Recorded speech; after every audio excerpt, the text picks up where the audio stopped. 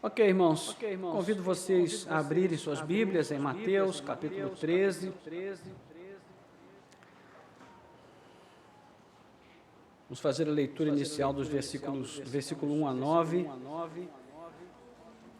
Hoje é a nossa 27ª lição da série O Evangelho do Grande Rei. Nosso subtítulo de hoje é Como ser frutífero na vida cristã. Como ser frutífero na vida cristã, ok? Então, vamos falar a respeito de um assunto que tem a ver com isso, e você logo vai identificar na leitura, porque é um texto bastante conhecido, então, logo virá a sua memória, né, o porquê do nosso título.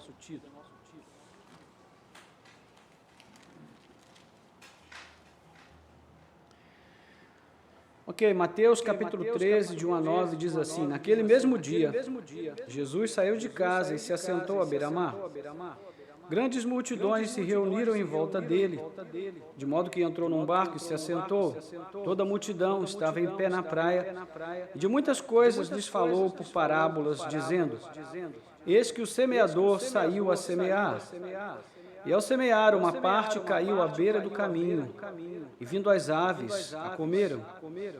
Outra parte caiu em solo rochoso, onde a terra era pouca, e logo nasceu, visto não ser profunda a terra. Saindo, porém, o sol a queimou, e porque não tinha raiz, secou-se. Outra parte caiu entre os espinhos, e os espinhos cresceram e a sufocaram. Outra, enfim, caiu em boa terra e deu fruto, a 100, a 60 e a 30 por um. Quem tem ouvidos para ouvir, ouça. Mantenha sua Bíblia aberta, por favor. Vamos orar. Nosso Deus e Pai, graças te damos pelo privilégio santo e bendito de podermos novamente estar diante da Tua palavra, através da qual temos aprendido o caminho da vida, Senhor. Ajuda-nos agora a entender o que ela tem a nos dizer nesta manhã. Abre, Senhor, os olhos do nosso entendimento, para que nós possamos, ó Deus, obter a capacitação necessária e sairmos daqui, Senhor, não apenas com mais informação em nossa mente, mas com mais conhecimento em nossos corações. Então te pedimos ajuda-nos, que o Teu Espírito venha nos instruir, nos dirigir, pois sem Ti, Senhor, não podemos compreender aquilo que a Tua palavra diz. Então oramos assim com gratidão, em nome de Jesus. Amém. Glória a Deus.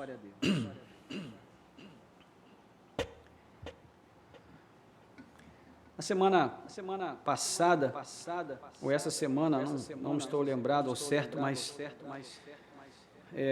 eu estava na cozinha e aí a minha esposa me pediu para levar para ela o comprimido, né, de um remédio que ela está tomando. E aí eu levei o comprimido com um copo d'água. Cheguei lá, ela disse: amor, não foi isso que eu te pedi, não. Eu falei: não, como assim? Não, foi outra coisa. Eu falei: mas foi isso que eu escutei. Ela falou assim: mas não foi isso que eu te pedi, não. E aí eu me dei conta mais uma vez, né, de que a idade vai chegando e a gente vai perdendo, né, a nossa capacidade em todos os níveis, inclusive a nossa capacidade auditiva. Recentemente eu fiz um exame e o médico descobriu que eu já estou com uma perda auditiva, mas o mais triste não foi isso. O mais triste é que ele falou que é próprio da idade. Foi isso que realmente acabou comigo, mas já me recuperei. Mas enfim, quando a gente ouve mal, a gente responde mal, né? Quem ouve mal, responde errado. E o nosso assunto de hoje tem muito a ver com isso. No domingo passado, nós observamos pelo texto de Marcos que Jesus estava em casa. Para aquele lugar trouxeram um homem que estava endemoniado, cego e mudo, ou seja, ele havia literalmente perdido os sentidos, né? A visão, a fala. E o texto diz que Jesus curou o homem, e o homem passou a falar e a ver. E é interessante como Mateus faz esse link, essa conexão entre os temas, entre os capítulos, de tal maneira que eles vão se costurando, né, se misturando um ao outro, e os temas vão se desenvolvendo sempre numa intensidade maior e fica mais claro para a gente compreender o que nós estamos lendo em cada capítulo, né? E quando a multidão viu o que Jesus havia feito, ficou admirada de tal forma que começou a perguntar se Jesus não seria o filho de Davi, prometido em 2 Samuel. Ou seja, era uma pergunta importante, não era uma pergunta simples, porque ela tinha desdobramentos sérios e profundos. Eles não estavam perguntando se Jesus era descendente de Davi, cronologicamente, biologicamente, organicamente, mas eles estavam perguntando se não seria aquele o Messias, basicamente. E isso é algo que evidentemente incomodava muito os líderes religiosos, porque Jesus nunca poderia ser o Messias que eles esperavam. Então, eles agiram sempre com muito rigor para combater esse tipo de coisa e começaram aí a descredibilizar Jesus, dizendo que ele expulsou o demônio e curou o rapaz pelo poder de Beelzebu, o príncipe dos demônios. Nós falamos sobre isso na semana passada também. E essa acusação, então, vai desencadear uma série de lições de Jesus que tem como alvo principal demonstrar a dureza de coração dos escribas e fariseus, né, e da boa parte dos israelitas para crer em Deus e no seu Filho Jesus. E tudo isso aconteceu na casa de Jesus. Né, foi nesse mesmo dia, então, né, dessa mesma casa que, segundo Mateus, que também identifica a casa de Jesus em Cafarnaum, no capítulo 4, versículo 13. Então, foi nesse dia e dessa casa que Jesus saiu para a beira-mar. E aqui a gente começa, efetivamente, o desdobramento do texto a partir dos versos 2 e 3, primeira parte, onde nós vamos encontrar aqui justamente essa questão de o quanto é importante ouvir o que Cristo diz, o que Ele está falando. Ouvir, não no sentido de apenas escutar, mas de entender e de compreender o que Ele está falando. E aí, novamente, as multidões vão cercar Jesus, aí nós vimos no versículo 2, as grandes multidões se reuniam em volta dele, de modo que entrou num barco e se assentou, e toda a multidão estava em pé na praia, e de muitas coisas lhes falou por parábolas. Por toda parte onde Jesus andava, basicamente 3 grupos seguiam Jesus. Um era o grupo dos discípulos, o outro dos escribas e o outro dos fariseus, né? Aliás, escribas e fariseus e o outro das multidões. Então, discípulos, escribas e fariseus e as multidões. Esses 3 grupos sempre estavam onde Jesus estivesse. Os discípulos seguiam Jesus sempre na expectativa de uma próxima etapa no seu processo de aprendizado, né? Eles já haviam participado aqui da primeira grande missão que Jesus os enviou a fazer, né? E agora eles estavam num processo de discipulado, num outro nível até, e sempre procurando aprender mais e crescer mais no conhecimento da vontade do Senhor, na missão que eles haviam de cumprir.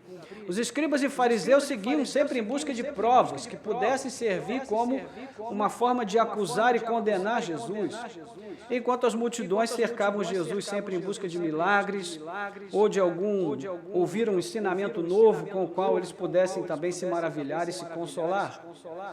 Mas isso não significava que, especialmente o grupo dos escribas e fariseus e as multidões, estivessem realmente prontas para ouvir o que Jesus tinha a dizer, não é?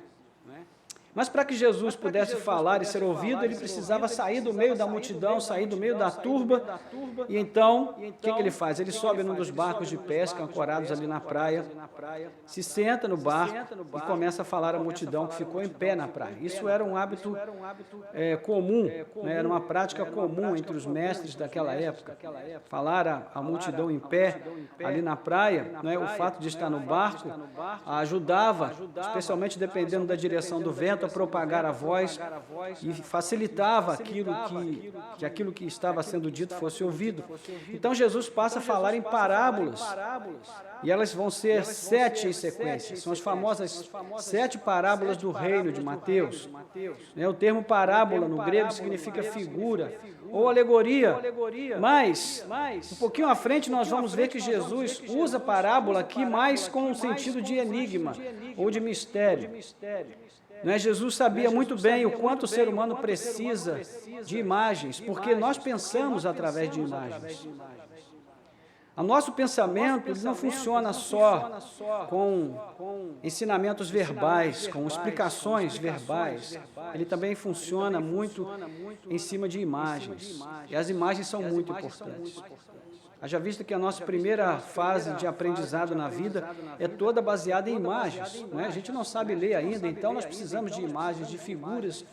E Jesus, com a sabedoria que lhe é peculiar como Deus, como conhecedor de todas as coisas, ele escolheu essa forma de comunicação que se tornou muito eficaz, porque as parábolas transformam o ensino falado em imagem. Então, ninguém deve menosprezar as parábolas, achando que elas são simples histórias, para distrair o povo, coisas da curiosidade do cotidiano palestinense ali. Elas são muito mais do que isso, irmãos. Muito mais.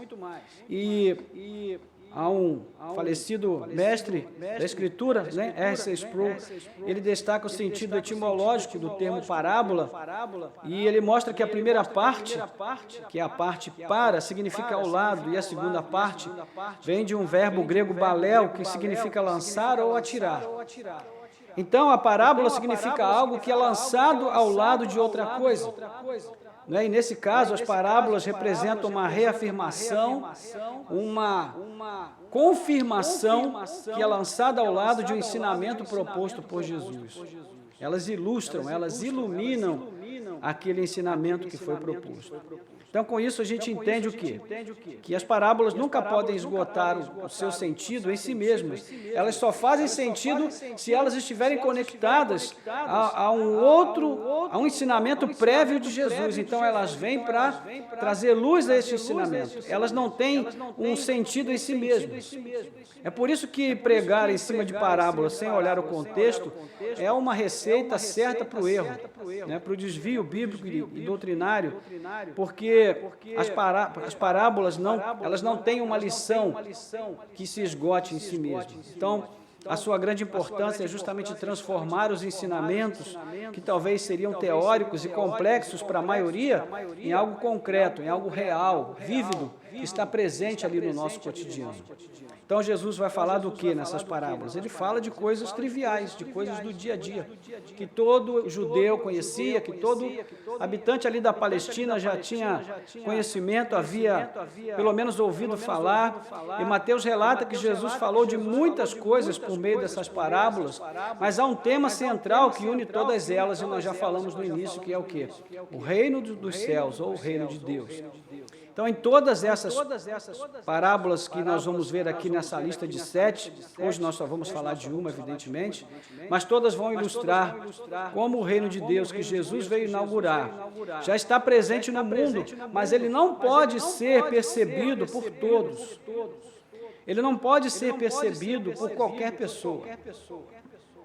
Existe uma lógica, que nós vamos ver daqui a pouco, que está envolvida aqui. Por essa razão, porque muitos não percebem o reino, não enxergam, também não recebem, E é aqui que entra uma outra face das parábolas, porque elas também têm o propósito de ocultar o significado que Jesus está dizendo para certos ouvintes.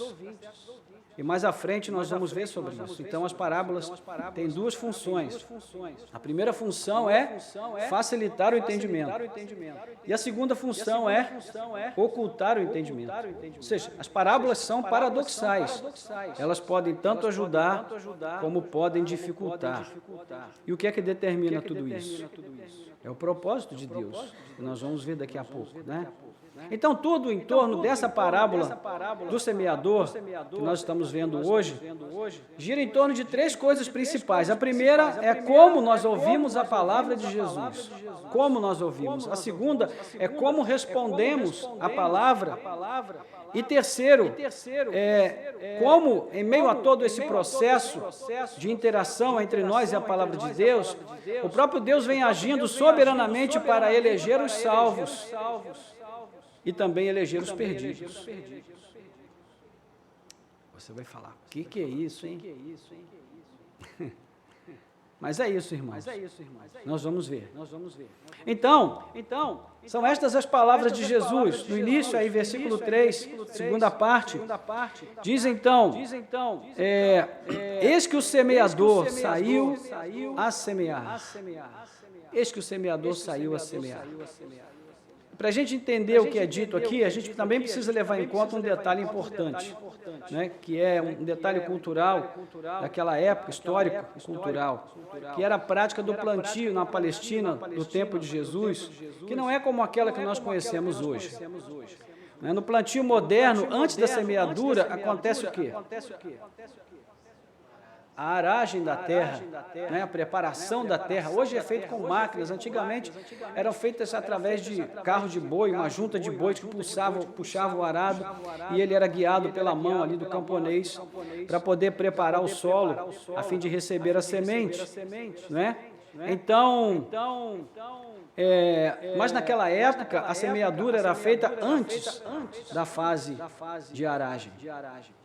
Então o semeador saía com um saco de sementes e ia espalhando as sementes, né? Ou pendurava a semente ali, amarrava 2 sacos grandes de semente no lombo de um animal, e o animal, já adestrado, ia ali pelo campo espalhando a semente, né?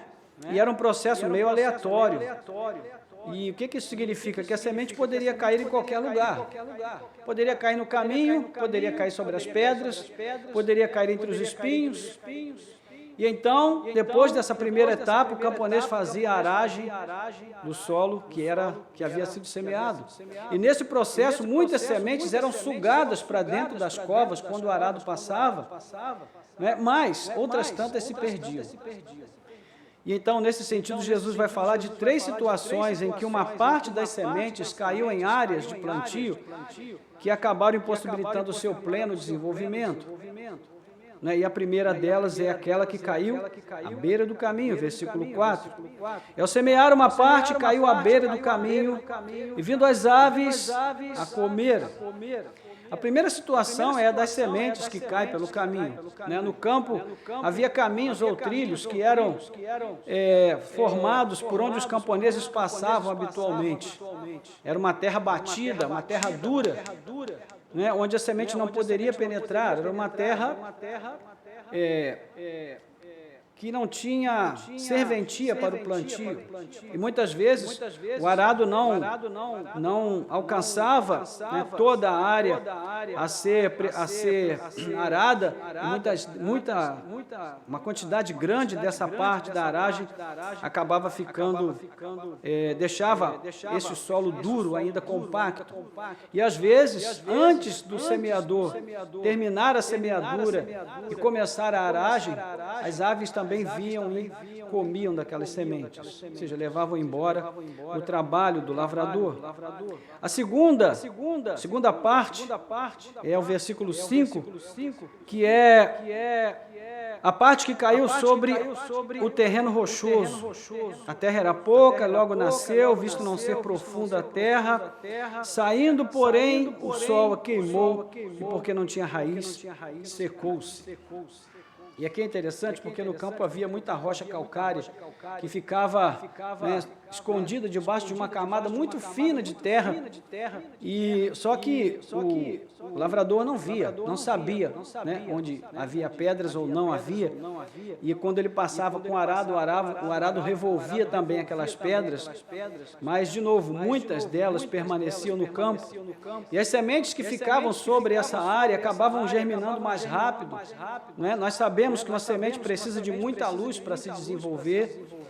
Então, como a luz do sol incidia mais rapidamente, mais fortemente sobre essa camada fina da terra, a planta, a semente começava a se desenvolver mais rápido, ela germinava mais rápido. Mas aí, as suas raízes ficavam limitadas pela rocha, e aquele mesmo sol acabava queimando e matando a semente, porque ela não tinha raiz, não aprofundava o seu enraizamento. A terceira parte, terceira situação, versículo 7, diz aí que outra parte caiu entre os espinhos, e os espinhos cresceram e a sufocaram.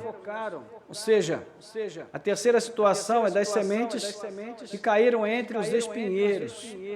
E se a rocha calcária impediu a semente de aprofundar as suas raízes, ou seja, de descer com as suas raízes, os espinheiros impediam a semente de expandir o broto, né, de se levantar, de se desenvolver plenamente. Então, o lavrador, quando arava o solo, ele não removia necessariamente as raízes dos espinheiros que havia no campo.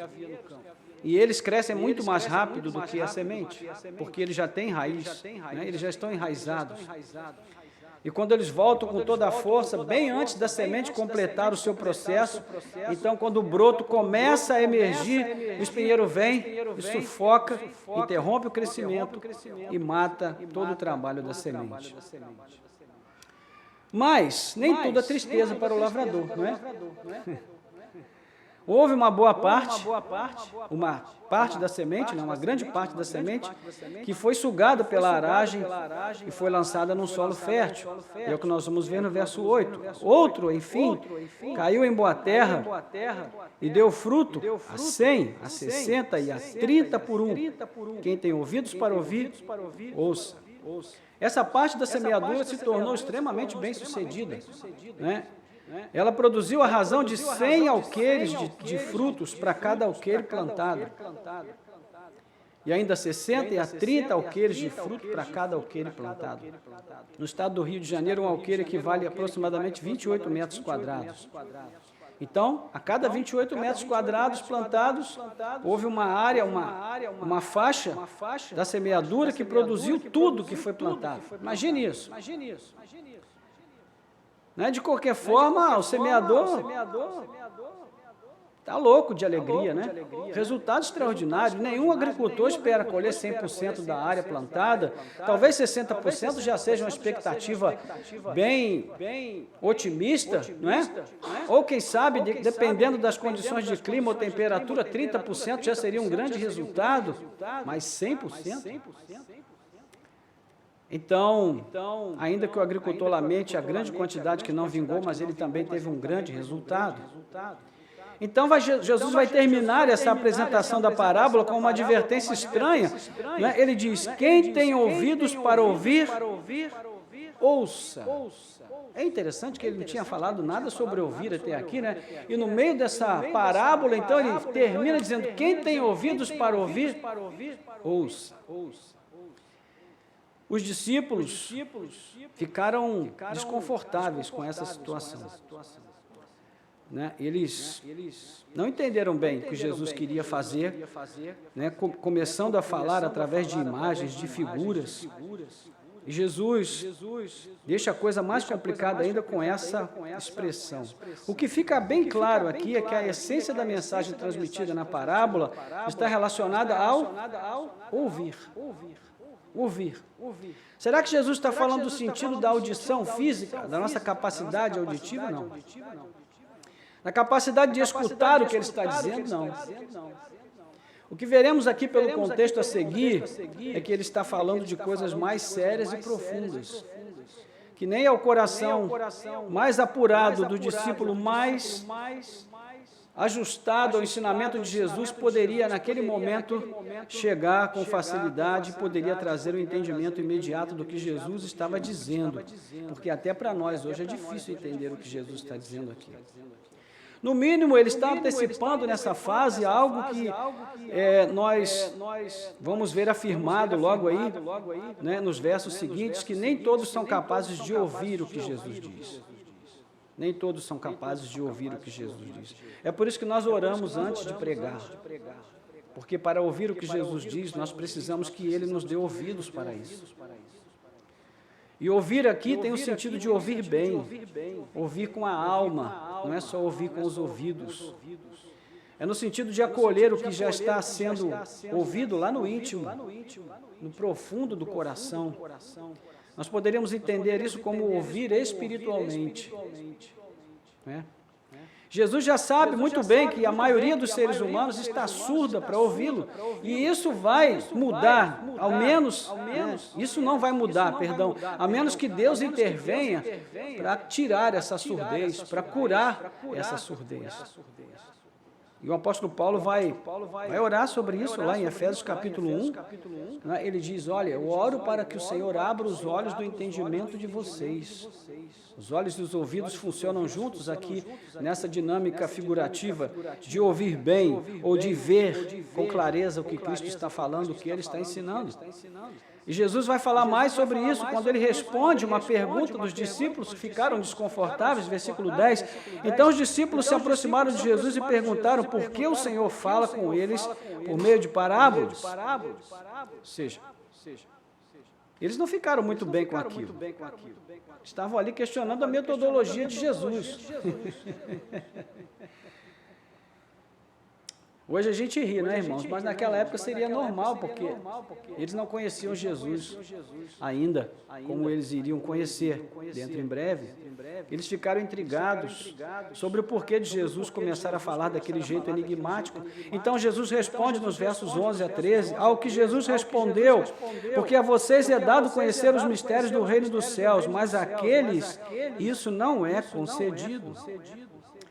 Pois o que tem, mais será dado, e terá em abundância, mas ao que não tem, até o que tem, lhe será tirado. Por isso, falo com eles por meio de parábolas, porque vendo não veem, e ouvindo não ouvem, nem entendem.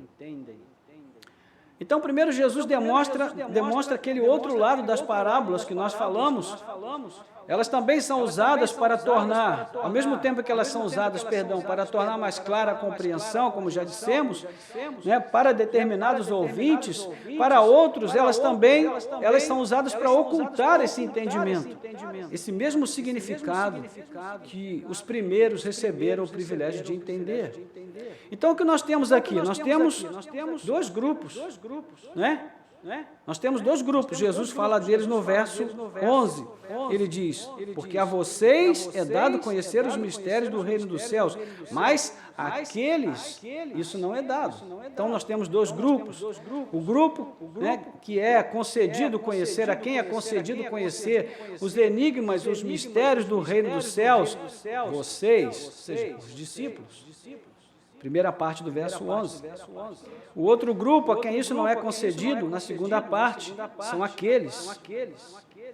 Então, no caso, o mistério é mantido, o ensino de Cristo permanece um enigma para eles. E aqui, irmãos, a gente começa a entender por que às vezes a gente prega o Evangelho durante tanto tempo para uma pessoa e ela não se converte. Porque isso não tem a ver só com o querer da pessoa. Isso tem a ver com uma capacitação que Deus dá. Entende? Por isso nós nunca devemos deixar de pregar. E nunca devemos deixar de orar. Porque não sabemos o tempo, o modo, o jeito. E se Deus considerar aquela pessoa a capacidade auditiva para receber o que Ele está dizendo. Mas quem é que concede, quem é que dá a alguns o dom de ouvir com a alma o que Jesus diz? Deus, o Pai. Existe um versículo-chave para que se entenda o que Jesus diz aqui. Há pouco tempo nós falamos sobre ele no capítulo 11, onde no verso 25, segunda parte, Jesus ora em agradecimento e ele diz, graças te dou, ó Pai, Senhor do céu e da terra, pois revelaste essas coisas aos pequeninos. Que coisas? Os mistérios do reino, os enigmas, as verdades profundas. Da mesma forma, na mesma oração, o próprio Pai é quem esconde de outros essa mesma verdade, e Jesus também o agradece por isso. Ele diz, graças te dou, ó Pai, Senhor dos céus e da terra, porque escondeste essas coisas dos sábios e instruídos. É claro, irmãos, que há muita ironia nessas palavras, né, porque Jesus se referia àqueles que se consideravam sábios e instruídos, sabendo que eles não eram nem sábios e nem instruídos em coisa alguma. No fundo, ele depois vai dizer que eles eram cegos guiando cegos. E por que Deus faz isso, irmãos? Por que Deus oculta para uns, a uns e revela a outros? Jesus vai responder no verso 26 do capítulo 11, ele diz, sim, ó Pai, porque assim foi do teu agrado. Porque assim foi do teu agrado. Na concepção de Jesus, Deus pode fazer o que Ele quiser com a sua criação, porque Ele é o único Senhor dos céus e da terra. E se Jesus ora dessa forma, como é que nós devemos orar? Quando nós vamos falar com Deus acerca de coisas que nós estamos pedindo há tanto tempo e Ele não nos ouve, de que forma nós vamos orar? Nós devemos dizer, Senhor, eu determino, né, o Senhor está demorando demais, ou então eu digo, graças te dou, Senhor, porque assim foi do teu agrado. Sabe o que é isso, irmãos? Isso é submissão à soberania de Deus nas nossas vidas. É assim que Jesus começa a oração, afirmando os direitos de Deus sobre a sua criação, inclusive sobre as vidas dos homens. E mais, o que é dado conhecer, ao que é dado conhecer os mistérios do reino, Jesus diz que mais será dado, mais conhecimento de Deus lhe será acrescentado, mais comunhão, mais vida de Deus na sua própria vida, mais da presença do Espírito Santo no seu coração, mais ao que não foi dado, até o pouco que tem, lhe será tirado. Ou seja, até o pouco entendimento que alcançou será perdido, né? Isso vai impactar diretamente na explicação da parábola um pouquinho mais à frente. Daqui a pouco nós vamos chegar lá. Então Jesus conclui a resposta à pergunta dos discípulos no verso 13, né? Ele vai dizer, por isso falo com eles por meio de parábolas, porque vendo não veem, e ouvindo não ouvem, nem entendem. Então, novamente, a gente vê aqui uma clara distinção entre os ouvintes, né, entre vocês e eles, entre os que ouvem e entendem, e entre os que ouvem e não entendem. Então, vocês, como disse, são aqueles a quem foi dado conhecer os mistérios do reino. E eles são aqueles sobre quem permanece o véu, o enigma. Por isso, Jesus está dizendo, falo com eles por meio de parábolas. Para quê? Para que compreendam a palavra de Cristo a ponto de crer? Não. Jesus vai aprofundar ainda mais o sentido dessa afirmação, citando o profeta Isaías. Mais uma vez, eu pergunto, se Jesus pregava usando a Bíblia como base, nós vamos pregar usando o quê, irmãos? Às vezes hoje a Bíblia é usada só como um pretexto, né? Mas Jesus, o Filho de Deus, o Verbo encarnado, abria o livro para pregar. Olha só, não é extraordinário isso, irmãos? Jesus poderia falar tudo ali de cor, ele podia citar a Bíblia toda, porque ele é a própria palavra encarnada, né? Mas quando ele estava lá, no capítulo 4 de Lucas, tem essa narrativa, a partir do verso 14, quando ele entra na sinagoga, inclusive o texto diz como era o seu costume, ou seja, Jesus ia à igreja costumeiramente. E ele pega o texto e lê onde está escrito, e ele diz, hoje se cumpriu essa escritura. Então você percebe como a vida comunitária, a nossa relação com a vida comunitária, ela precede a existência da própria igreja, ela tem base na vida de Jesus, no testemunho de Jesus, no exemplo de Jesus. Ele é o nosso padrão, né? Então o profeta havia experimentado uma visão aterradora lá no capítulo 6, não é? Quem se lembra do capítulo 6? O que é que Isaías vê, irmãos? Ele vê o World Trade Center, antes da queda, ele vê aquele lá de Dubai, que agora, por enquanto, é o mais alto, né, das construções, aquele prédio maravilhoso. O que ele vê, irmãos? Alguma maravilha do mundo moderno, antigo? Jardins suspensos da Babilônia, o que ele vê? Ele vê o Senhor assentado sobre um alto e sublime trono. E quando ele vê o Senhor, o que acontece com ele? Ele fica desesperado, ele é tomado de profunda reverência perante Deus, né, de um temor extremo, porque ele tem o pleno senso da sua indignidade. Ele diz: eu vou morrer, porque os meus olhos viram o Senhor. Ele temeu por sua vida, mas então ele vai ser tocado por uma brasa viva tirada do altar celeste. A sua iniquidade foi tirada, o seu pecado foi perdoado. Isaías 6, de 1 a 7. E na sequência o Senhor vai comissioná-lo e vai lhe entregar uma mensagem muito dura para entregar ao povo de Judá. Ele deveria anunciar um juízo terrível. E que juízo seria esse?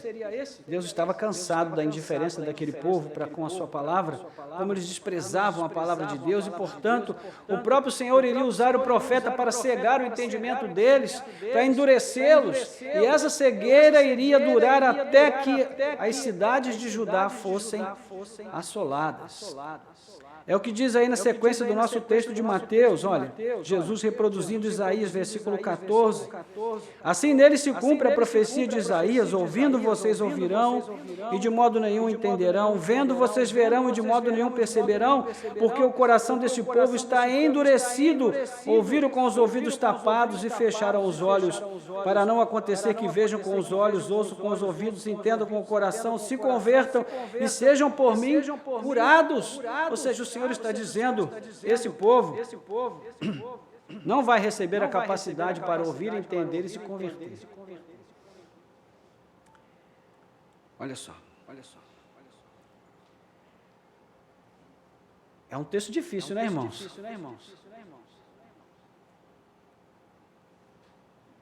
Mas, por outro lado, o Senhor iria preservar um remanescente lá em Isaías.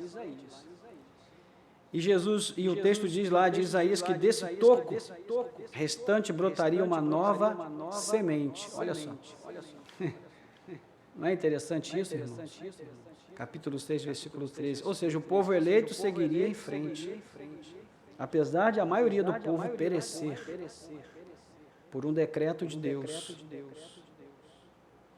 Como Jesus está aplicando essas palavras de Isaías aqui em Mateus? Bom, o que estamos vendo aqui, irmãos, nas palavras de Jesus, é o mais puro exemplo de dupla eleição divina nos evangelhos.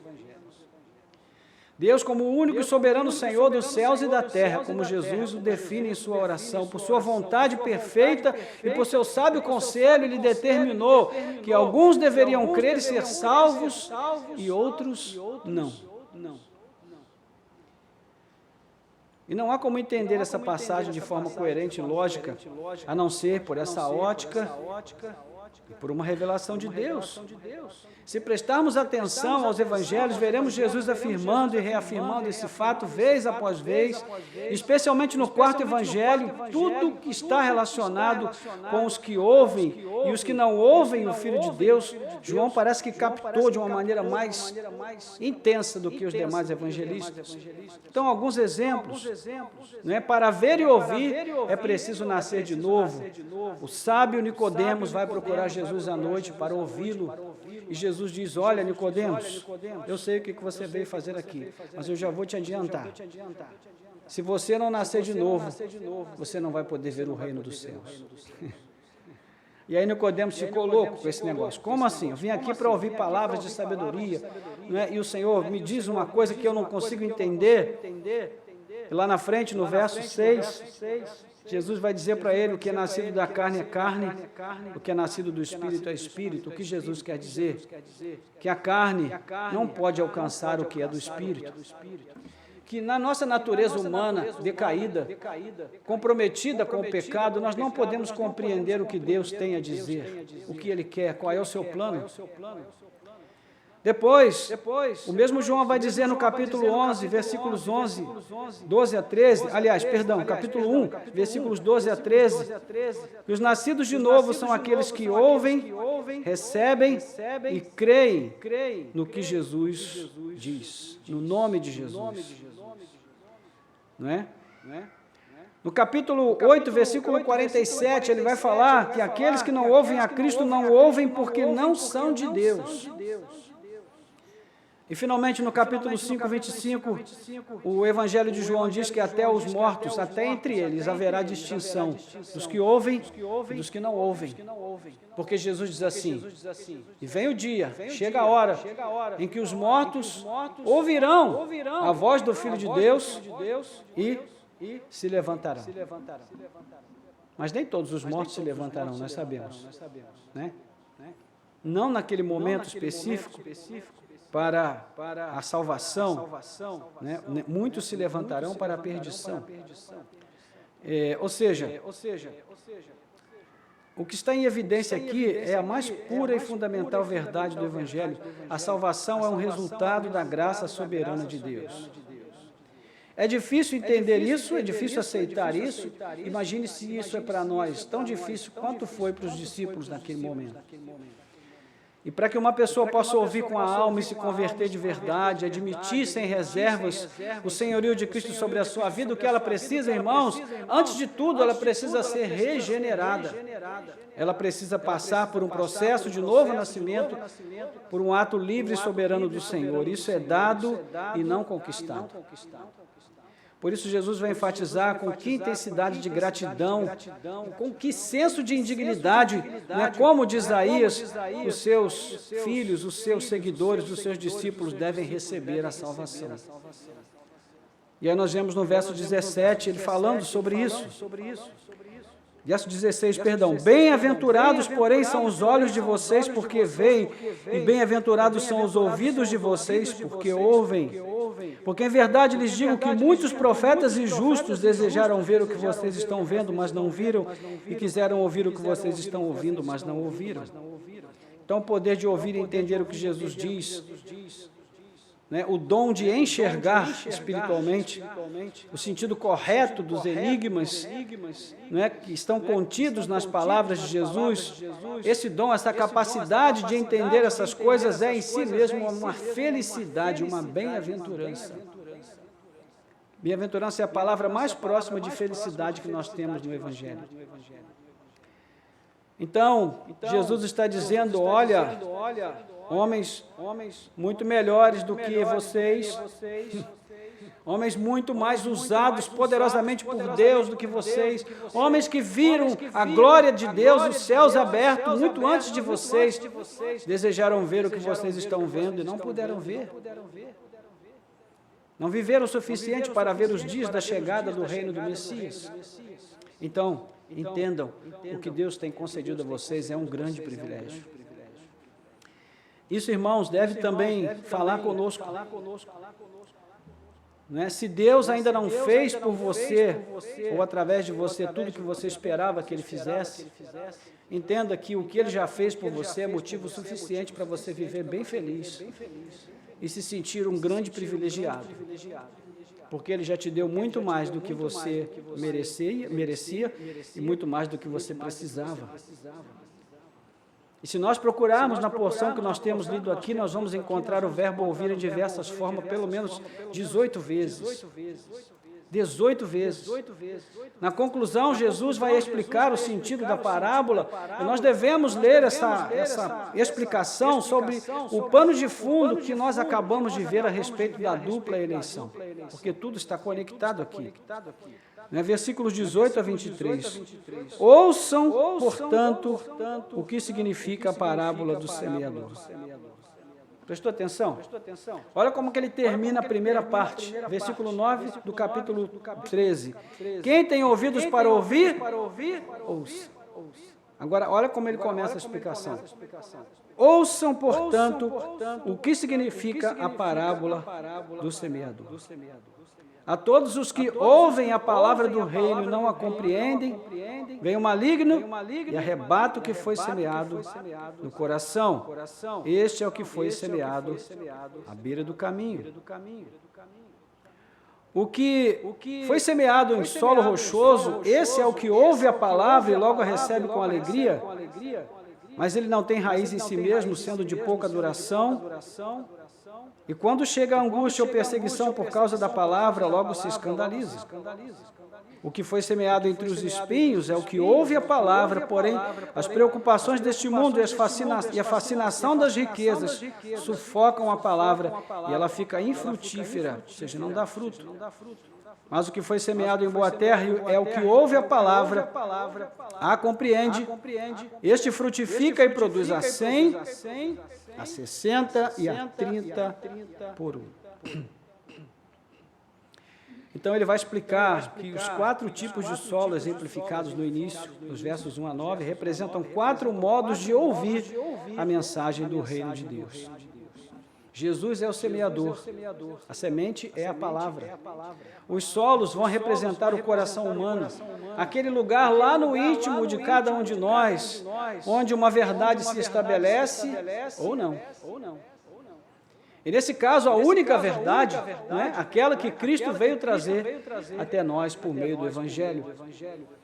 Então, a semente que cai à beira do caminho, Jesus falou do solo duro, onde a semente não poderia penetrar, é o coração endurecido dos ouvintes de Jesus. A mesma mensagem poderosa, irmãos, que pode salvar, também pode condenar, né? Foi o que aconteceu lá com Isaías, é também o que acontece aqui com Jesus. A dureza do coração é uma forma bem ocorrente na Bíblia para falar, né, de como se comporta o homem decaído, o coração caído do homem e a sua incapacidade de ouvir a Deus e ser salvo. Né? Existe ali uma pedra no coração. Perdão.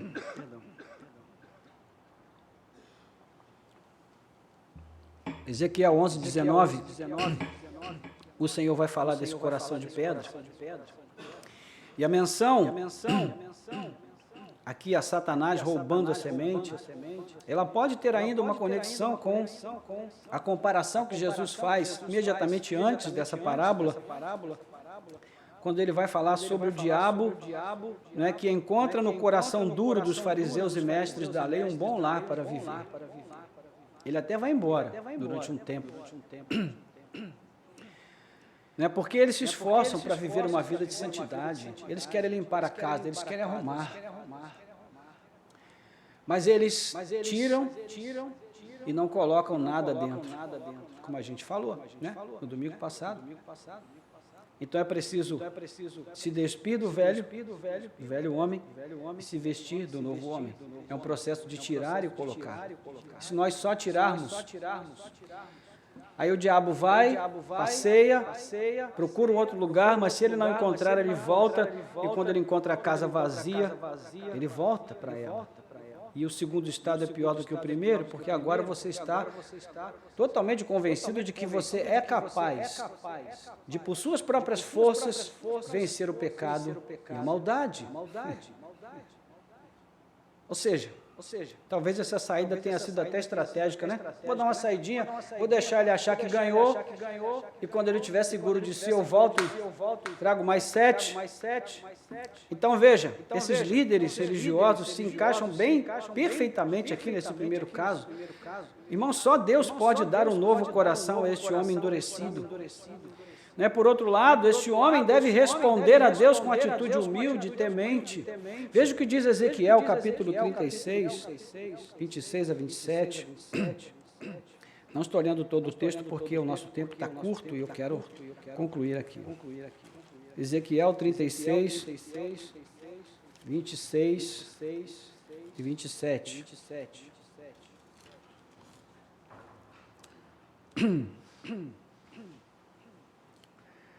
Chegou lá? Diz assim: eu lhes darei um coração novo, e porei dentro de vocês um espírito novo. Tirarei de vocês o coração de pedra, e lhes darei um coração de carne. Porém, dentro de vocês o meu espírito, e farei com que andem nos meus estatutos, guardem e observem os meus juízos. Olha só. Então, o que nos capacita a guardar as ordenanças e os estatutos do Senhor? É o próprio Deus. Ele coloca dentro de nós um espírito novo, um coração novo. Ele desmancha o nosso coração de pedra e o faz um novo coração e nos capacita a entender o que Ele diz, a confiar e a obedecer o que Ele diz. Os versos 20 a 21 falam do solo rochoso, as sementes que caíram na camada fina de calcário, de terra sobre o calcário, ela nasce rápido, mas também seca rápido com a incidência do sol, e fala da maioria das pessoas que compunham as multidões que seguiam Jesus, que eram levadas pelo calor do momento ali no qual Jesus operava grandes milagres, sinais, maravilhas, e as pessoas emocionadas com as palavras de graça que fluíam dos lábios do Mestre, então elas se dispunham a segui-lo por onde fosse. E nós vimos há alguns domingos, um seguidor dizendo: Senhor, eu vou te seguir por onde o Senhor for. Mas deixa-me primeiro sepultar meu pai. Senhor, eu vou te seguir por onde for, e Jesus diz: você sabe o que está dizendo, o Filho do Homem não tem nem onde reclinar a cabeça. Então Jesus nunca deixava os seus ouvintes tomarem decisões precipitadas, porque eles sabiam que aquela fé era uma fé sem raiz. Era apenas uma emoção, uma atitude de momento, um impulso. Esse foi o grande problema que caracterizou as grandes cruzadas evangelísticas, do século passado, que alcançaram tanta gente, mas infelizmente não conseguiram por si mesmas manter tanta gente na presença de Deus. Porque naquele momento de emoção, as pessoas saíam, iam lá na frente, levantavam a mão. Eu não sei quantas vezes e quantos apelos eu respondi no início da minha caminhada. Porque cada cruzada que tinha, cada obra evangelística, cada apresentação de cantores, e a gente ia para aqueles lugares e saía dali tão emocionado, e então, na hora o pregador fazia o apelo, a gente ia lá na frente. Mas segunda-feira, irmãos, começava tudo de novo. E então a gente sempre tinha que ir à frente. Isso acontece muito regularmente, quando você carrega na emoção, mas não se preocupa com a substância do Evangelho que está sendo pregado. Você não tem o cuidado que Jesus tem de dizer: olha, tem um preço, hein? Existe um custo. O discipulado é um caminho, e o caminho tem suas partes difíceis. E a fé desses ouvintes não ia muito além de um simples entusiasmo, não tinha raiz profunda, então logo começavam a ouvir sobre o preço do discipulado, se angustiavam, sentiam o peso da pressão das autoridades religiosas contra Jesus, e um a um iam deixando o Mestre e voltando para suas rotinas normais, como se nada tivesse acontecido. E no fundo, não aconteceu nada mesmo, porque não nasceram de novo.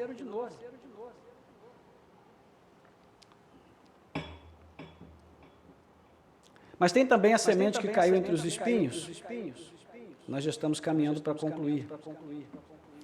Lembremos, irmãos, que este é o caso das sementes que caíram entre os espinhos, que cresceram mais rápido do que a semente e sufocaram o broto.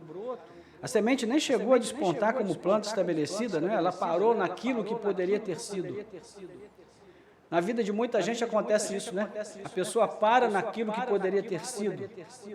Na experiência de um curso superior isso acontece demais, A pessoa começa com aquela empolgação, com aquele entusiasmo, e aí, de repente, dá aquela parada repentina, e aí ela fica vivendo com aquilo que poderia ter sido. Às vezes a gente ainda, mais tarde, recupera o tempo, consegue, mas perdemos muito tempo. Nesse caso aqui é uma questão essencial, é muito mais importante do que um curso universitário. A questão aqui é de vida ou morte. O problema com o coração representado aqui nesse caso é a preocupação excessiva com as coisas deste mundo, com a fascinação das riquezas. E nós teremos um belo exemplo na atitude do jovem rico em Mateus 19, no verso 16 em diante.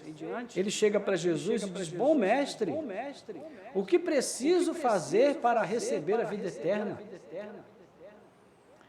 Então, Jesus, conhecendo o coração dele, vai dizendo: olha, você conhece os mandamentos, né? Não roubarás, não furtarás, não darás falso testemunho, né? Honrarás teu pai e tua mãe e tudo mais. E Jesus omite o último mandamento, que é o quê? Não cobiçarás. Ele omite de forma direta, mas de forma indireta, ele denuncia, porque então ele diz: só uma coisa te falta, vá, vende tudo que tem, dê aos pobres, e depois vem, me siga. Ou seja, abra a mão da cobiça. E quando ele foi confrontado nesse ponto, que era nevrálgico para ele, o apego excessivo a este mundo e às coisas terrenas, materiais, ele foi embora triste, porque o texto diz que ele possuía muitas riquezas. Então a palavra de Cristo naquele coração foi sufocada, não vingou, não deu fruto. Irmãos, ninguém pode ter a Cristo como Salvador se não quiser tê-lo também como Senhor. Ninguém pode ter Cristo como Salvador se não quiser tê-lo também como Senhor. Existe até uma discussão sobre isso que vem se arrastando aí no último século para cá, né? Principalmente nesse início de século. E muitas pessoas realmente já estão acreditando que elas podem confessar Jesus como Salvador, mas não precisam confessá-lo como Senhor, e elas vão ser salvas.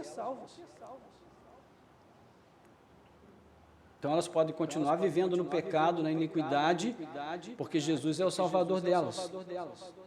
Mas Ele não é o Senhor. Mas a gente encontra respaldo na Bíblia para esse pensamento?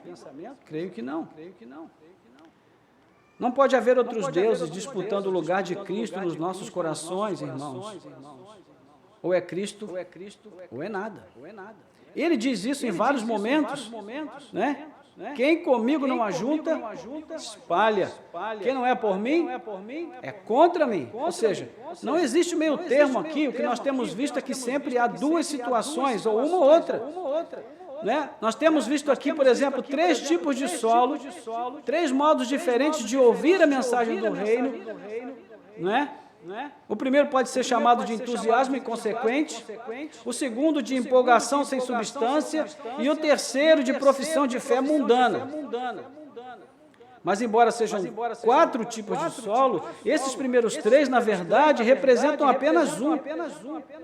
Porque todos aqui apresentam a mesma resistência ao abandono de si aos pés de Cristo. Eles não querem se abandonar aos pés de Cristo.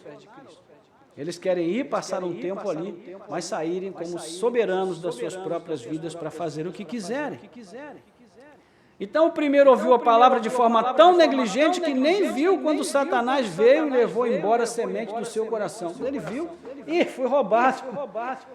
Já era. Os outros 2 estavam tão preocupados com o amor à vida terrena, o medo do sofrimento por causa de Cristo, o amor às coisas, ao mundo, às riquezas, que eles não tiveram lugar no seu coração para Cristo entrar. O que é isso em uma frase, irmãos? É resistência ao abandono de si aos pés de Cristo. E é exatamente isso que Cristo espera como resposta daqueles que ouvem a sua palavra. É o que nós vemos aqui no último caso, e aqui nós vamos concluir. Ele vai falar da boa terra. Tem algum baiano aqui? Não. Não, né? Porque se tivesse, você pensar que a gente está falando da Bahia, não é aquela boa terra lá, não. A boa terra aqui é uma terra boa, é uma terra frutífera, né? No verso 23, é uma palavra final da parábola, e Jesus vai agir aqui como os antigos profetas, né? Ele fala das coisas duras e desoladoras primeiro, mas sempre termina com uma palavra de esperança. Glória a Deus. Nós vimos lá no início que resultado extraordinário demonstrou essa última faixa de terra semeada, 100%, 60%, no mínimo 30 por 1. Ali o milagre aconteceu. E vale a pena observar, irmãos, alguns detalhes nesse ponto, né? Porque essa terra boa, ela representa o coração daqueles onde a palavra deu fruto. Nós poderíamos ter aqui a representação dos discípulos, que não foram homens perfeitos, eram pecadores, falhos como nós, mas eles acolheram a palavra. A Bíblia diz no início das narrativas de Mateus e Lucas, né, que eles estavam pescando, cuidando das suas vidas, ocupados com coisas importantíssimas, mas quando Jesus os chamou, eles deixaram tudo e seguiram Jesus. Eles se abandonaram aos pés de Cristo. Falhos, sim. Limitados, sim. Mas decididos a ouvir com a alma, com o coração e acolher a palavra, o chamado de Cristo. Não é? Então, esse foi o que ouviu a palavra. Versículo 23, primeira parte. E você diria, mas os outros também ouviram. Sim, a diferença é que este último, a ele foi dado conhecer os mistérios do reino de Deus. O que para os outros permaneceu um enigma. Então, ao mesmo tempo, isso aconteceu porque eles, em seus corações, os endurecidos, não queriam Jesus. Então, não planejaram se render ao seu senhorio. Por isso, seus corações foram endurecidos também. Consequentemente, né, segundo ponto, ele compreendeu a palavra, versículo 23, segunda parte. Então, lembra do que eu disse lá atrás, sobre a afirmação de Jesus sobre aquela questão lá da compreensão da palavra, ele diz, ao que tem será dado e ao que não tem, até o que tem será tomado, lembra disso? Eu disse que essa verdade iria impactar diretamente na forma de compreender essa explicação de Jesus aqui. Pois é o que estamos vendo, irmãos. Os três primeiros que não tinham, até o que eles tinham, e foi tirado. Foi tirado pela negligência, foi tirado pelo medo, foi tirado pela cobiça. Mas os que não tinham o quê? Eles não tinham permissão para compreender as implicações reais da palavra de Jesus. E de novo, não porque fossem vítimas, mas porque em seus corações haviam já se determinado a negar a Cristo. Então, o que nós temos aqui? Soberania divina versus responsabilidade humana. É um paradoxo. Não é para explicar. Não é? É como a Trindade. Trindade é um paradoxo. Não é para explicar. É para crer ou não crer. Pois bem, a este último que tinha a permissão divina para ouvir, entender e compreender o que Jesus dizia, mas foi acrescentado. Ele ouviu, ou seja, entendeu, acolheu, mas mais do que isso, ele compreendeu a palavra de Cristo. A diferença entre entender e compreender é sutil, mas ela é muito importante, porque entender é simplesmente captar o sentido imediato de alguma coisa que eu ouvi. Mas compreender é aprender, é reter a verdade ou o princípio resultante daquilo que eu ouvi, gravar no coração, ou seja, há uma ideia de progresso em curso. Veja que é isso que é trazido aqui, quando Jesus vai falar a respeito do texto de Isaías, né? O próprio Isaías diz, vejam com os olhos, ouçam com os ouvidos, entendam com o coração, se convertam e sejam por mim curados. É um processo. Então, a boa terra não representa um bom coração, pastor. Não é isso que a gente tem que ver aqui. Afinal, o texto diz lá, aquela terra que era má representava um mau coração. Então, se essa terra é boa, ela representa um bom coração? Não. A boa terra representa um coração mau que foi transformado pela graça de Deus. Foi transformado em um coração temente, em um coração sujeito à vontade do Senhor. Eu lhes darei um novo coração. É isso que o Senhor promete. O que há de comum entre os 4 tipos de pessoas aqui descritas é que todas elas são igualmente pecadoras, mas apenas uma foi regenerada e se reconheceu pobre e necessitada diante de Cristo. Por fim, os níveis diferentes de frutificação vão demonstrar o quê? A variedade de modos e intensidade pelas quais Deus age na vida daqueles que lhe pertencem. Nem todos vão produzir 100%. Nem todos devem ter essa ambição de produzir 100%. Alguns vão produzir 60%, outros 30%. Mas qual é o fator importante aqui? É frutificar. Porque se você produz 30, você tem. E se você tem, mais lhe será dado. Então você pode vir produzir 60 e talvez até a 100. O problema é se você não tiver. Esse é o problema. Então precisamos ter, ainda que seja 30. Não é? E até na produção de frutos vale aquela máxima, né? Aquele que tem, mas será dado. O que não tem, até o que tem será tirado. Em João 15:2, Jesus afirma: eu sou a videira verdadeira e meu Pai é o que cuida da vinha, o lavrador. Todo ramo que estando em mim dá fruto, ele faz o quê? Limpa, ele poda. Para quê? Para que dê mais fruto ainda. Ou seja, é um processo sempre em crescimento, sempre em progresso. É por isso que Paulo vai dizer em Filipenses capítulo 2, não é? Busquem sempre o progresso da fé. Progridam na fé. Cresçam no conhecimento de Deus. E eu concluo com as mesmas palavras que comecei, irmãos. Tudo em torno dessa parábola está relacionado a três coisas. Como ouvimos a palavra de Jesus, como respondemos a ela e como, em meio a esse processo, Deus está agindo, trabalhando, operando soberanamente para eleger os salvos e também os perdidos. Portanto, não há outra forma de ser frutífero em Deus sem que nós levemos em conta essas três coisas. A primeira fala da dedicação, ouvir atento, aplicado, ouvir com a alma. A segunda fala do comprometimento ou do engajamento. O que é que eu vou fazer agora que tomei conhecimento dessa verdade? E a terceira fala do constante senso de dependência. Constante senso de dependência. Ou seja, a consciência constante de que eu preciso voltar sempre para receber mais e mais da única fonte que pode suprir as minhas carências, as minhas limitações, as minhas fraquezas e me manter firme na fé e na esperança, dando fruto para Deus. E eu digo a você, ninguém foi mais aplicado nesse sentido do que Jesus.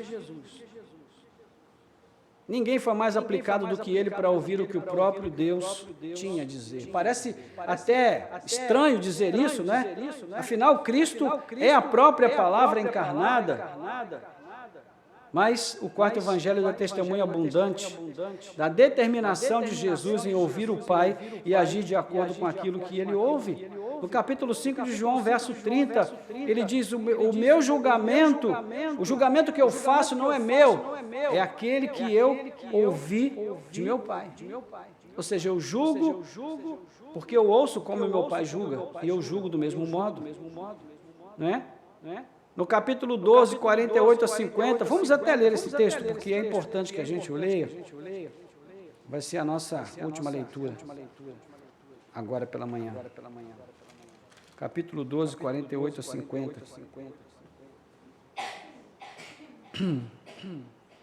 Diz assim: quem me rejeita e não recebe as minhas palavras, tem quem o julgue. A própria palavra que falei, esse o julgará no último dia. Observe. Qual é o elemento que está julgando aqui essas quatro formas de ouvir a palavra de Cristo? É a própria palavra. A palavra está julgando as ações desses grupos.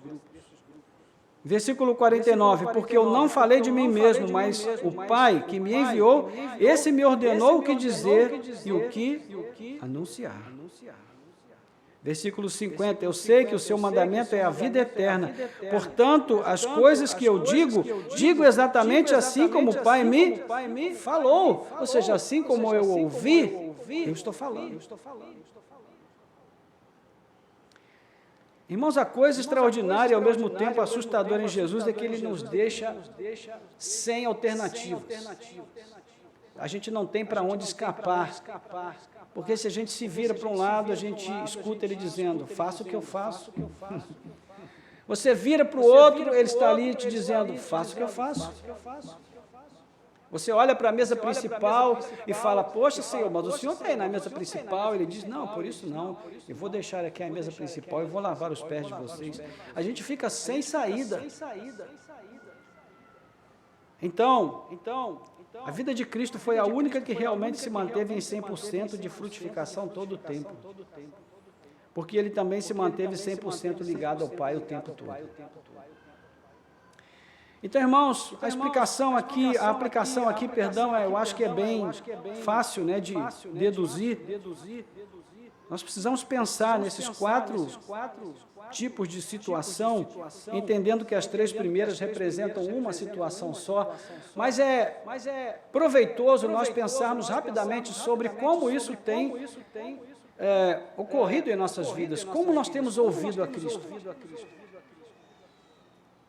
Será que o nosso coração tem sido um coração endurecido? Será que Satanás tem roubado a semente antes que ela comece a frutificar no nosso coração? Há pessoas que frequentam a igreja há anos. E às vezes o seu mau testemunho, né, é julgado por pessoas que a conhecem, e muitas vezes as pessoas dizem assim, poxa, essa igreja dessa pessoa deve ser horrível, porque ela não aprende nada, não muda. Mas às vezes não é a igreja que é horrível. Às vezes o ouvido é que é horrível. A forma de ouvir a palavra de modo negligente, displicente, desinteressado. Isso, irmãos, é um prato cheio para o diabo. Ele chega ali, pega a semente e leva embora. Né? E quando ele volta, encontra aquele coração vazio, ele diz, cheguei em casa, estou em casa. O coração endurecido é caracterizado pela atitude dos escribas e fariseus, cheios de si, achando que não precisam aprender mais nada, porque já sabem tudo, quando estavam ali diante do próprio Senhor da vida, que tinha condições de fazer eles entenderem o que eles nunca entenderam na palavra de Deus. Quem sabe nós estejamos como aquele solo rochoso. Um dia recebemos a palavra de Cristo com entusiasmo, com empolgação, agora eu vou ser crente, ninguém me segura. Né? E aí a gente começa naquele processo louco, sobe morro, desce morro, vai para a vigília, vai para a campanha, vai evangelizar, vai para a igreja, vai para tudo que é canto, em nome de Jesus, mas daqui a pouco aquele negócio começa a esfriar.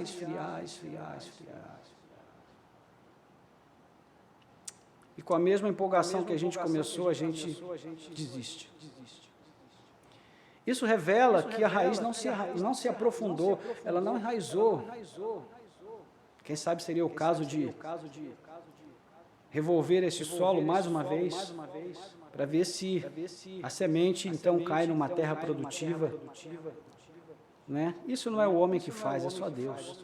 É um caso de oração, de pedir, Senhor, se a minha semente foi essa que ficou parada na pedra, no solo rochoso, lança a minha semente numa terra boa, transforma o meu coração numa terra boa. Né?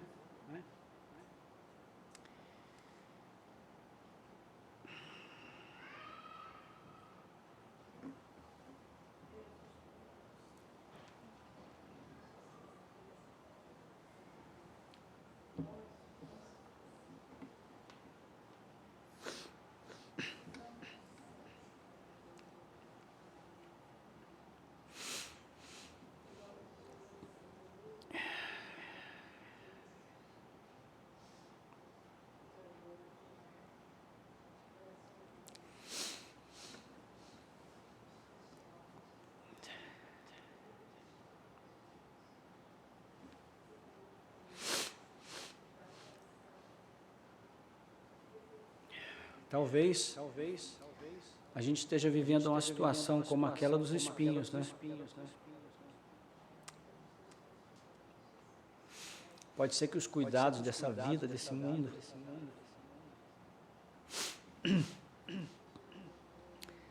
estejam ali sufocando a palavra e a gente não consegue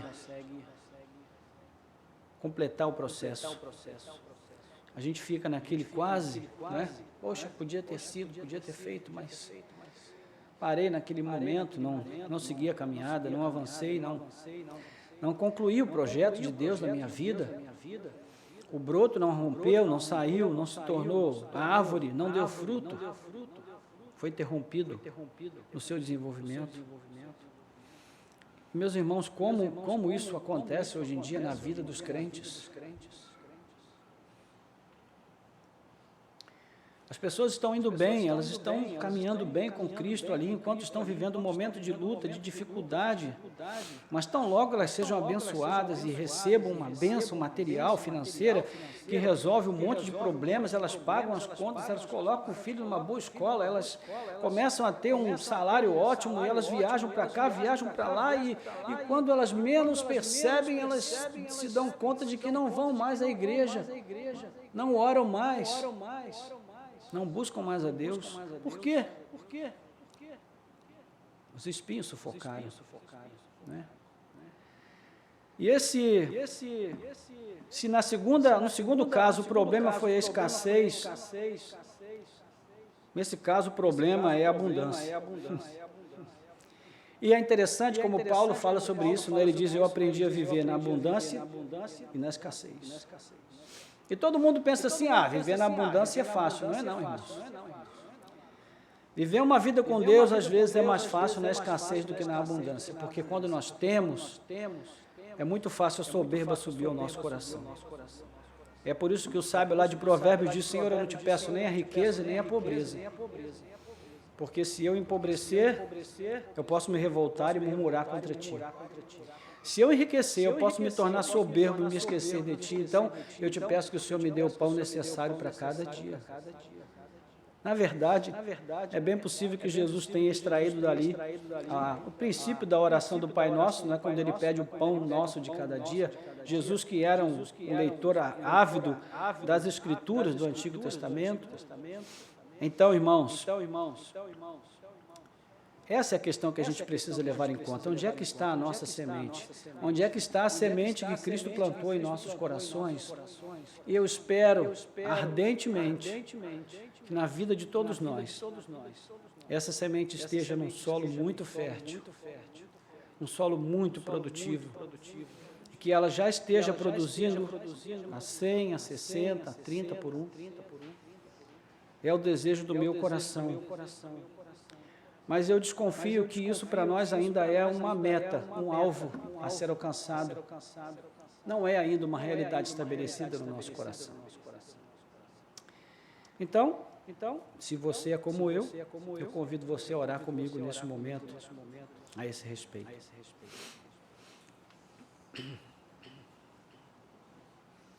Senhor, nosso Deus e Pai, graças te damos pela Tua palavra. Ó Deus, que tem nos impactado nessa manhã, que tem tocado, Senhor, nos nossos corações, ó Deus, e tem nos feito pensar, tem nos tirado, Senhor, ó Deus, da inércia, e tem nos feito pensar sobre a nossa própria jornada como crentes, como cristãos, como servos teus. Estamos aqui, Senhor, numa condição muito segura, Pai, porque não temos nenhuma presunção de achar que qualquer coisa que nós te pedirmos, o Senhor fará, porque nós merecemos, porque nós já sabemos e aprendemos o suficiente nessa manhã para entender que se o Senhor não nos der os recursos, se o Senhor não nos der ouvidos, olhos, entendimento, se o Senhor não nos der um novo coração, nós estamos perdidos. Não existe uma segunda via, não existe um plano B. A vida, a morte, a ressurreição de Cristo, a sua ascensão aos céus, a sua volta, o seu retorno em glória, tudo isso sempre fez parte do plano A. E o teu plano A nas nossas vidas continua sendo o mesmo. Que nós sejamos, ó Deus, encorajados, que nós sejamos renovados, que nós sejamos regenerados, vivificados, ó Deus, para que nos tornemos fortes o suficiente, Pai, para negarmos, Senhor, a nós mesmos, a nossa vontade, o nosso querer, tão vaidoso, tão cheio de, ó Deus, de coisinhas pequenas, miúdas, que despreza o que realmente é importante, o que realmente tem relevância, o que faz diferença, Senhor, na vida do homem, da mulher, da pessoa humana, da criança, do jovem, que é realmente, Senhor, se deixar aos teus pés, se abandonar aos pés da cruz, dizendo, Senhor, estou aqui, Pai, faça de mim o que tu queres, usa a minha vida como te convém. O Senhor é o Senhor dos céus e da terra, não existe outro, e eu também quero que o Senhor seja o Senhor dos céus e da terra, na terra do meu coração, tirando, Senhor, a pedra, trazendo a sensibilidade, a possibilidade de ouvir com a alma o que Cristo está dizendo, receber esta palavra, entender, compreender e frutificar.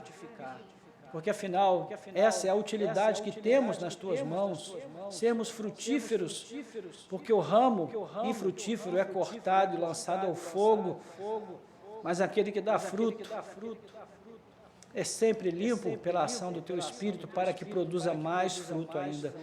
Então eu te peço, Senhor, em nome de Jesus, se nós temos sido capacitados a produzir alguma coisa, que seja 30% do que foi semeado em nossos corações, louvado seja o Teu nome. É porque o Senhor é bom, gracioso, generoso, compassivo, tardio em irar-se, mas rico em misericórdia para conosco. Então, Pai, em nome de Jesus, eu te peço pelo coração que talvez esteja alinhado ali com o primeiro caso, a semente que foi roubada por Satanás, que caiu no solo duro. Eu te peço, transforma essa terra, revolve essa terra dura, ó Deus, Pai, totalmente impenetrável, Senhor, refratária, revolve essa terra com o Teu mover, com o mover do Teu Espírito, transforma numa terra boa, frutífera, produtiva, Senhor, em abundância, para a glória e honra do Teu nome. Ó Deus, eu oro também pela semente que caiu no meio das pedras, que o Senhor possa também revolver essas pedras, tirá-las, ó Deus, limpar o canteiro da nossa alma, do nosso coração, para que a semente, ó Deus, seja enterrada bem fundo numa terra boa, numa terra produtiva, e ela traga frutos em abundância para o Teu louvor e para a Tua glória. O Senhor remova também os espinhos, ó Pai, que sufocam o broto, Senhor, que até chegou a vingar, mas que está sufocado pelos espinhos, pelos cuidados deste mundo, ó Deus, pela preocupação com riquezas, com bens, com o acúmulo de coisas, ó Deus, com o progresso intelectual, financeiro, com a carreira profissional, enfim, tantas coisas que são boas, que são importantes, mas que não podem se tornar deuses nas nossas vidas, Pai amado. Oh Deus, então livra-nos, liberta-nos, Senhor, dessas coisas e transforma o nosso coração neste solo fértil, nessa terra boa, porque nós não somos bons, Senhor, nós somos maus. Mas o Senhor é bom. Bom o suficiente para incutir essa bondade no nosso coração, de tal maneira que ele se transforme naquilo que o Senhor planejou para nós. Nós oramos assim, Pai, agradecidos. Em nome de Jesus. Amém. Amém.